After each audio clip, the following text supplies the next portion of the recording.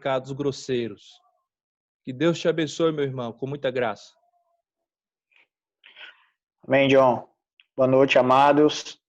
É um prazer, um privilégio estar aqui com vocês, para estar compartilhando um pouco mais, né? E hoje eu vou trazer aqui 3 pecados, né? 3 conceitos sobre alguns pecados grosseiros, né? Mas queria trazer um texto aqui, um versículo bem rapidinho, que está em 1 Tessalonicenses 4:7, né? Que diz assim: porque Deus não nos chamou para a impureza, mas para a santidade.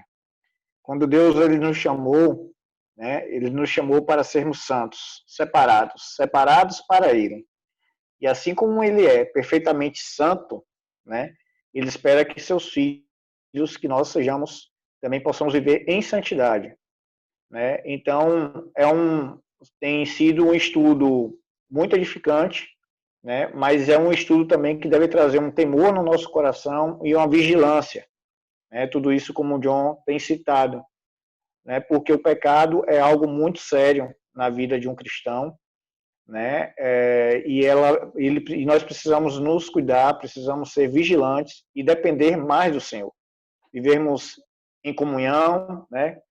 Buscarmos viver em santidade, né? E junto com os nossos irmãos, né? Orando uns pelos outros para que possamos estar vivendo essa harmonia, nessa comunhão junto com o Senhor, né? E eu queria aqui trazer para vocês, né, 3 tipos de pecados, né? Alguns deles eu botei mais de um conceito, são parecidos, mas para tentar explicar para vocês um pouquinho, né, como esses pecados são até destacados, pecados grosseiros, né, os pecados que impedem um homem de entrar no reino dos céus, né? E um dos primeiros aqui é o homicídio. Eu coloquei 3 conceitos dele aqui, tá? Aqui tem um, mas eu vou falar aqui bem rapidinho, são bem parecidos, né? O primeiro conceito diz assim: a destruição voluntária ou involuntária da vida de um ser humano, né? Assassínio e assassinato, né? Assassínio, ele significa ato ou efeito de assassinar, né? O segundo conceito é a morte de um homem provocada por outro homem, né? Completando aqui, é a eliminação da vida de uma pessoa praticada por outra. Então já dá para entender que o homicídio é um ato praticado de um homem para com outro homem, né?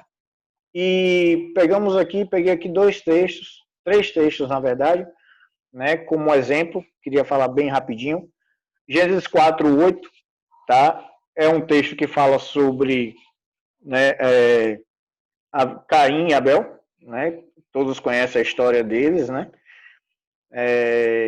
Por Caim ter sido rejeitado na oferta que foi feita ao Senhor, né? Ele simplesmente chamou seu irmão para o campo, né? E de lá o matou, né? O outro texto que está em 2 Samuel 11:24, ele já relata sobre a morte de Urias, que é quando Davi manda Urias para a frente lá da batalha, do campo de batalha, né? Esses dois exemplos que eu peguei, tanto Gênesis quanto o 2 Samuel, os 2 casos são casos de homicídios.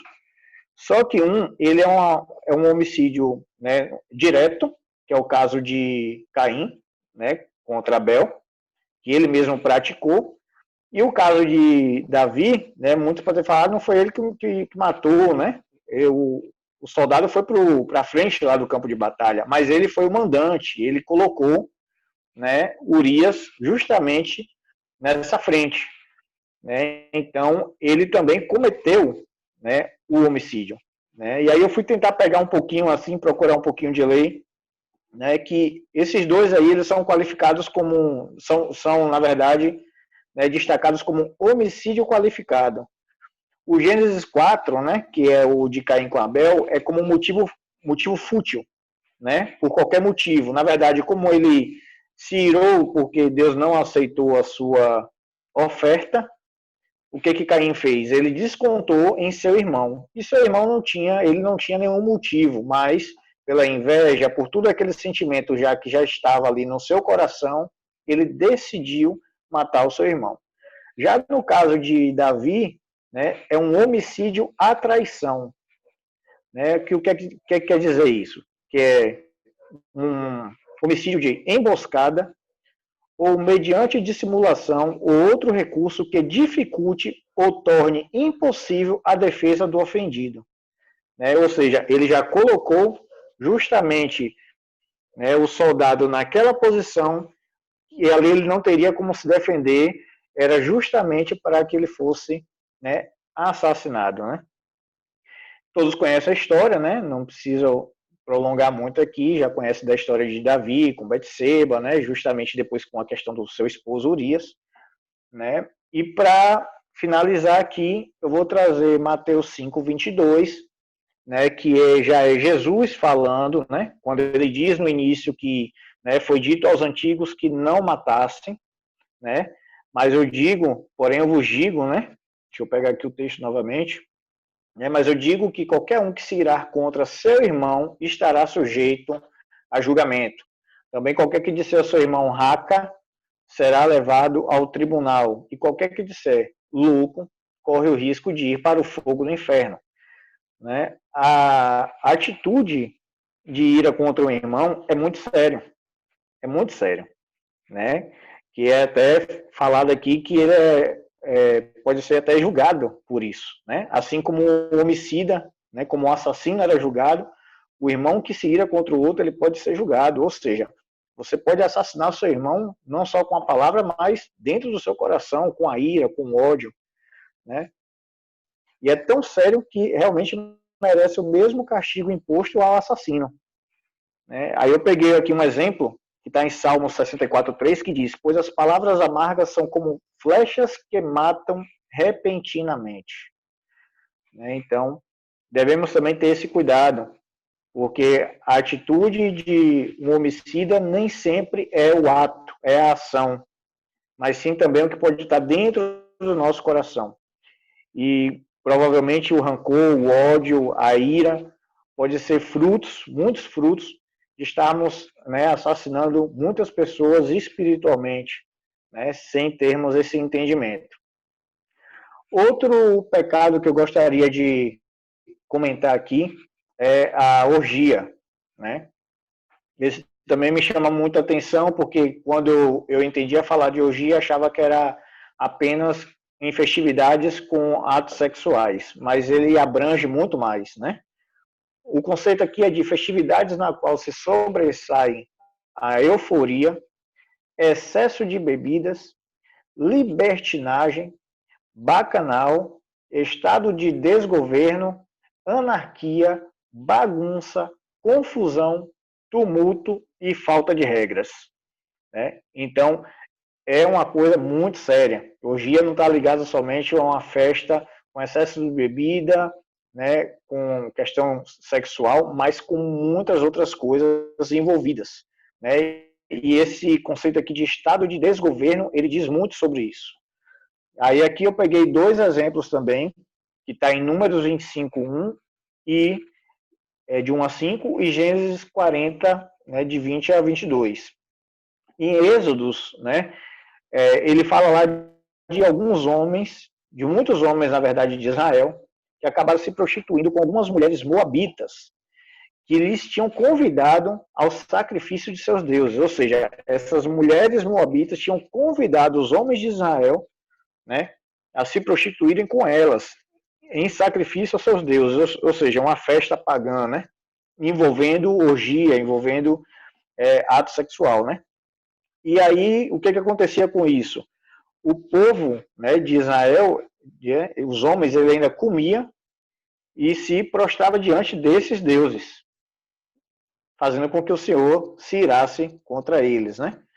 O outro é o Gênesis 40, 22, que esse também é bem interessante, né? 3 dias antes do faraó fazer aniversário, foram os dias que José tinha interpretado o sonho do copeiro e do padeiro, né? E no dia do aniversário de faraó, ele chamou os dois, o copeiro foi restituído, né? Voltou a servir a faraó, e como ele tinha feito um banquete para os seus servos, ele estava fazendo uma festa, fazendo várias coisas lá, ele aproveitou essa festa para, né, enforcar, né, o padeiro, né, que foi condenado por ter roubado Faraó. Então, até mesmo num ato de uma festa, né, houve um assassinato também, né? E o último pecado aqui que eu queria colocar é o comer sangue. É o comer sangue. Deixa eu ver aqui, isso aqui. Comer sangue. O comer sangue, né, é uma prática antiga, né, atribuída, não só antiga, como hoje ainda deve ter algumas religiões, né, mas uma prática atribuída a sacrifícios a ídolos pagãos, oferendas, rituais obscuros, magia negra, feitiçaria. Em algumas crenças, né, muitos acreditavam até que tomar o sangue, beber o sangue, né, usufruir, comer o sangue, a pessoa poderia até possuir alguns tipos de poderes sobrenaturais, até mesmo, sei lá, a força de um animal, né? Eles achavam, eles criam, né, que isso seria possível. E eu peguei aqui também o exemplo de Gênesis 9, 3 a 4, né, que diz: tudo o que vive e se move lhes servirá de alimento. Assim como lhes dei os vegetais, agora lhes dou todas as coisas.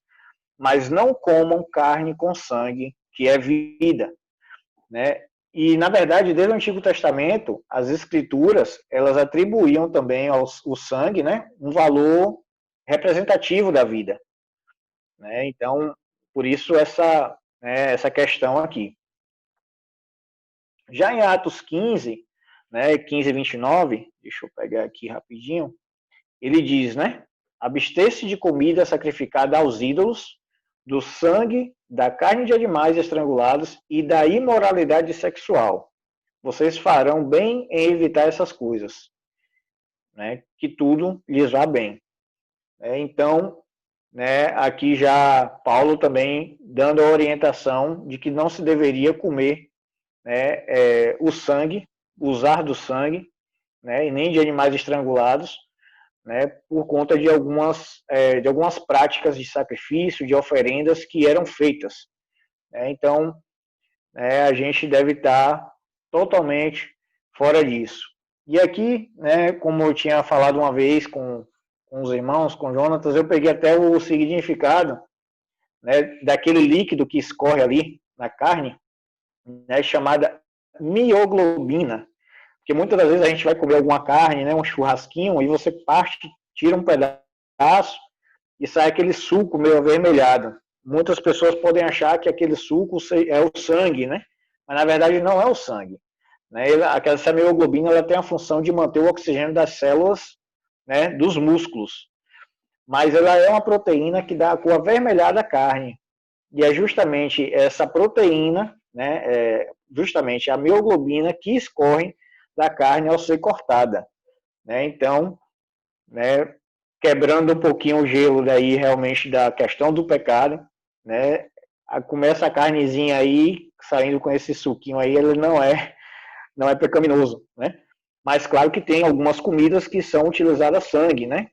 Como o próprio sarapatel, né, molho pardo, né? Então, algumas coisas ainda devem ser evitadas, mas esse aí da carne, né, esse suquinho que aparece aí, ele não é o sangue. Então, para deixar bem claro aí aos irmãos, né? E aqui eu queria encerrar a minha participação, né? Espero que tenha sido, né, posso ter cooperado com os irmãos ao entendimento um pouquinho mais sobre esses pecados, né, esses conceitos, né, e que o Senhor possa realmente nos abençoar, nos guardar, nos livrar de todo mal, né, e nos sustentar para que possamos viver, né, em santidade, né, para que possamos buscá-lo e continuarmos a nossa caminhada aí em santidade ao Senhor.